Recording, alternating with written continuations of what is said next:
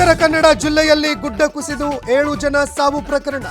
ರಕ್ಷಣಾ ಕಾರ್ಯಾಚರಣೆ ಮುಂದುವರಿಕೆ. ಉಳಿದ ಇಬ್ಬರಿಗೆ ಶೋಧ ಕಾರ್ಯ ಮುಂದುವರಿಕೆ.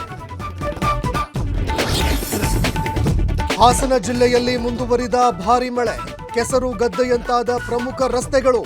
ವಾಹನ ಸವಾರರ ಪರದಾಟ, ಜನರ ಹಿಡಿಶಾಪ. ಬೆಳಗಾವಿ ಜಿಲ್ಲೆಯಲ್ಲಿ ಹೆಚ್ಚಿದ ಮಳೆ ಅಬ್ಬರ. ಕೈಬೀಸಿ ಕರಿತಿದೆ ಧಾಮಣೆಯ ತಿಲಾರಿ ಫಾಲ್ಸ್. ದುಬಾರಿ ಟಿಕೆಟ್ ಹಿನ್ನೆಲೆ ಪ್ರವಾಸಿಗರ ಬೇಸರ.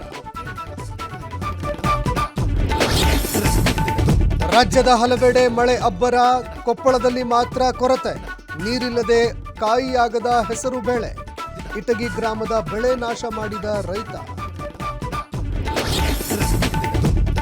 ರಾಜ್ಯದಲ್ಲಿ ಹೆಚ್ಚಳವಾಗುತ್ತಲೇ ಇದೆ ಡೆಂಗ್ಯೂ ಕೇಸ್. ಇಂದು ಬೆಳಗ್ಗೆ 11 ಗಂಟೆಗೆ ಸಿಎಂ ನೇತೃತ್ವದಲ್ಲಿ ಸಭೆ. ಬಿಬಿಎಂಪಿ ಅಧಿಕಾರಿಗಳು, ಸಚಿವರು ಭಾಗಿ.